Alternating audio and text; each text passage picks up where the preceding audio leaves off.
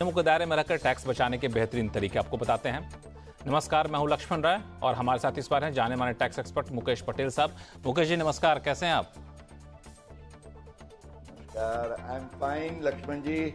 और मुझे पता चला है कि आप गणपति पूजा को लेकर टैक्स को जोड़ते हुए बड़ी खास तैयारी करके आए हैं, तो मुकेश जी से इस मुद्दे पर भी बातचीत करेंगे, इसलिए कहीं आप जाइएगा नहीं, क्योंकि टैक्स गुरु में आज हमको बताने वाले हैं कि गणपति पूजा में अगर आपने किया है मोटा खर्चा तो क्या ले सकते हैं टैक्स छूट। इनकम टैक्स रिटर्न फाइल करने के बाद अगर याद आया टीडीएस तो कैसे पाए रिफंड। एनपीएस में डालने वाले पैसे पर क्या कहता है टैक्स छूट का नियम। इन सारे मुद्दों पर बातचीत करेंगे, लेकिन सबसे पहला मुद्दा, जैसा कि हमने आपको शुरू में हिंट भी दे दिया था कि गणेश उत्सव हो या फिर दुर्गा पूजा हो, ऐसे मौके पर आप खर्च कर रहे हैं तो अच्छा खासा खर्च हो जाता है, क्योंकि श्रद्धा जितनी होती है, जितना सक्षम होता है लोग उतने खर्च कर देते हैं। तो इस खर्च पर क्या टैक्स बचाने का कोई उपाय होता है क्या?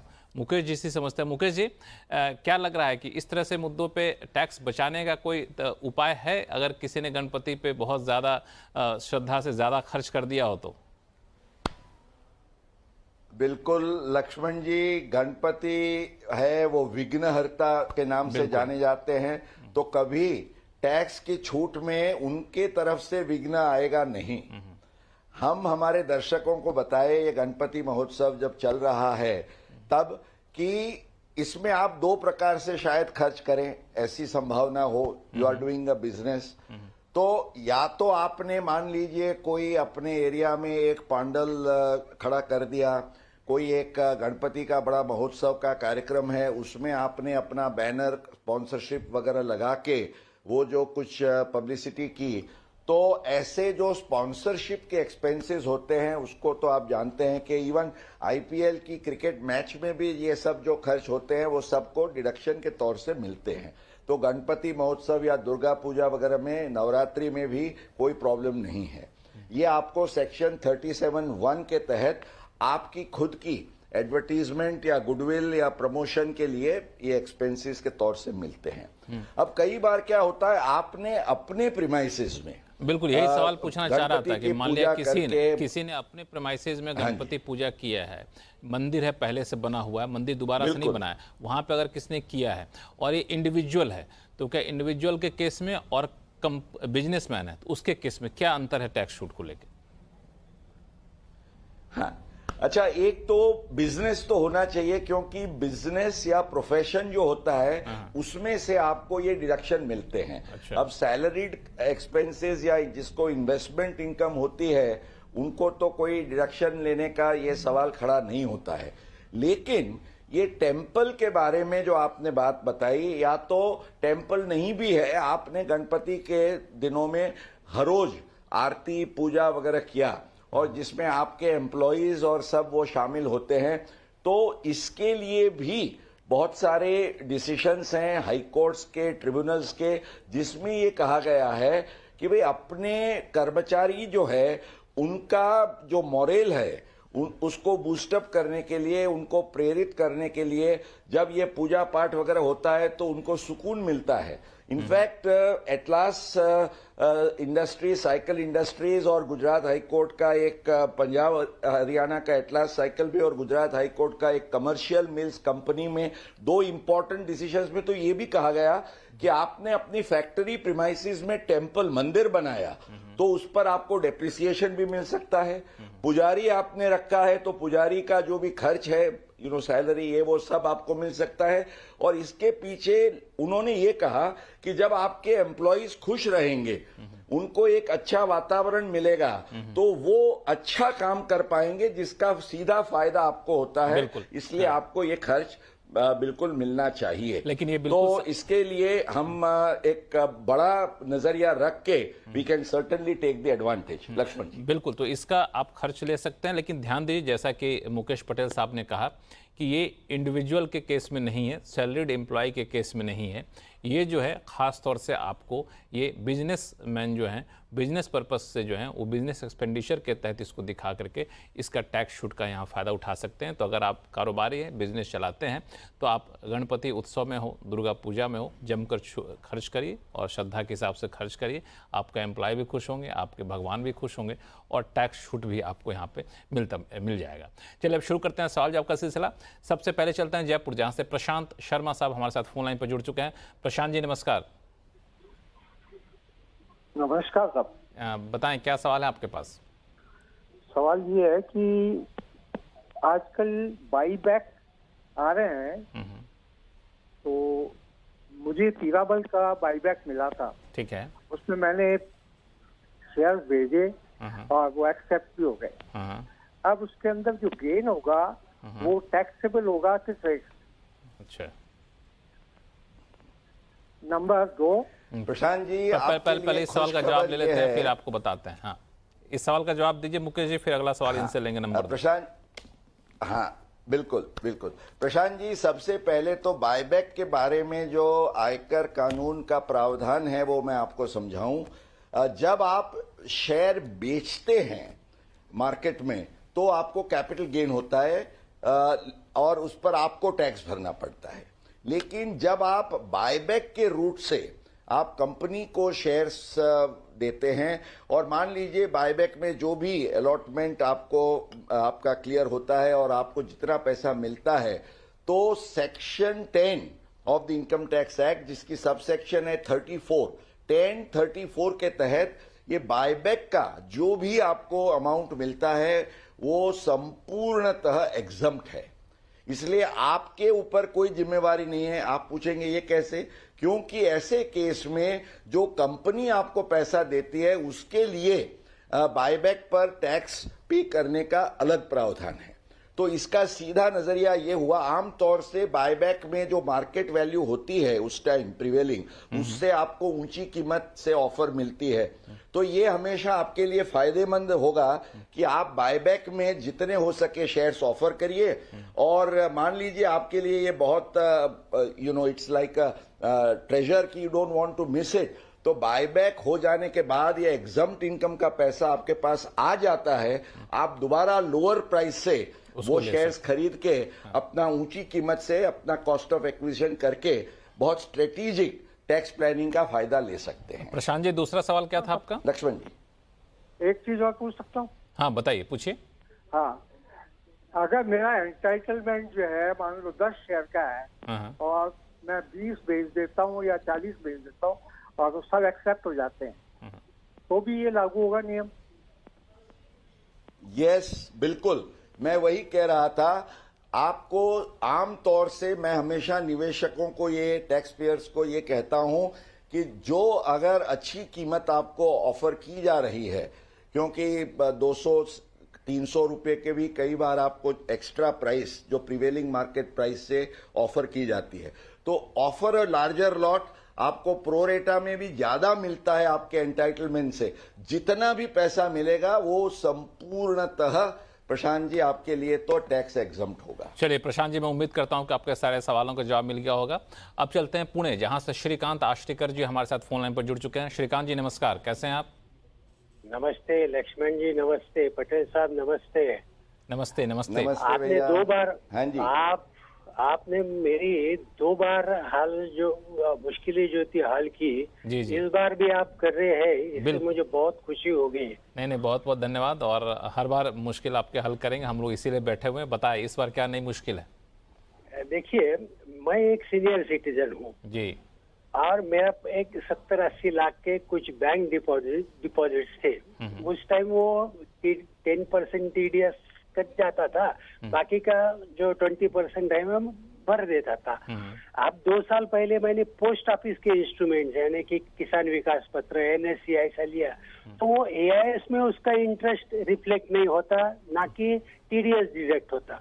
वो क्या करते हैं कि AIS में आफ्टर मैच्योरिटी वो सब दिखा देते हैं। तो मैंने ये फैसला किया है कि आप जब वो इंटरेस्ट पे करेंगे तभी 5 साल के बाद मैं उसको ऐड करूंगा और टैक्स रिटर्न भरूंगा। तो ये क्या लीगल है या कुछ गलत हो रहा है मेरा? ठीक है मुकेश जी, क्या सुझाव देंगे इनको? श्रीकांत जी, बिल्कुल फिक्र मत करिए।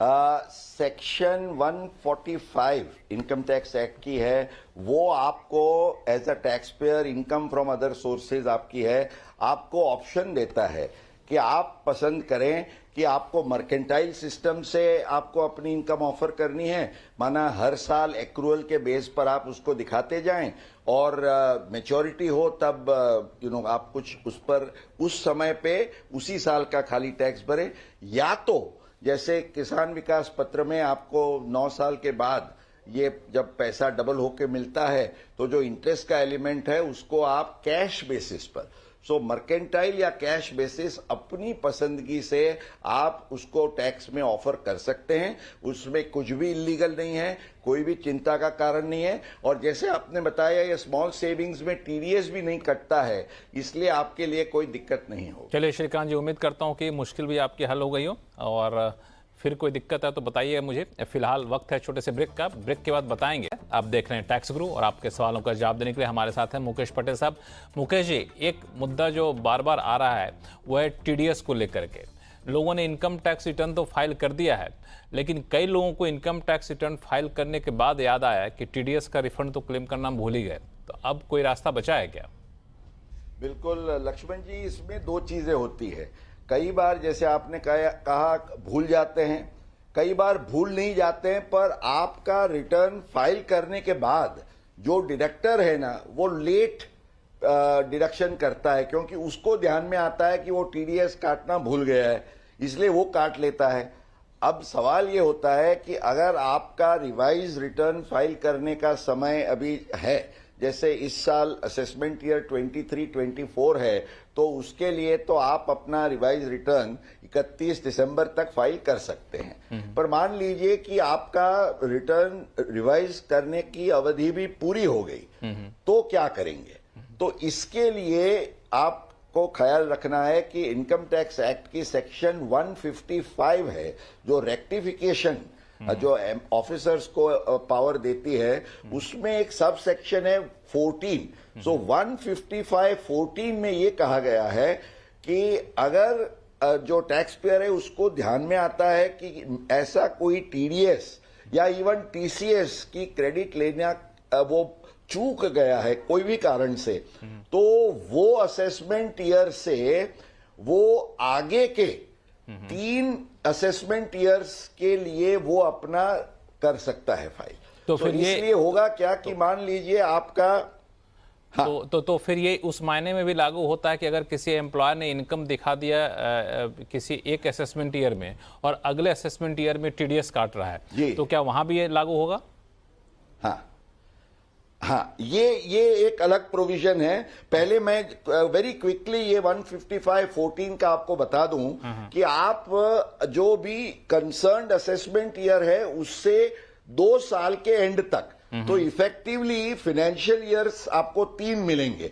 तो 20-21, 21-22 और 22-23 ये 3 के लिए आप 155(14) आज भी कर सकते हैं। अब जैसे आपने ये सेकंड क्वेश्चन पूछा लक्ष्मण जी की, मैंने इनकम मेरी लास्ट ईयर में दिखा दी थी, असेसमेंट ईयर 22-23 में, और जो टीडीएस कटा वो इस वित्तीय वर्ष में, माना इस असेसमेंट ईयर के 26 AS में दिखता है।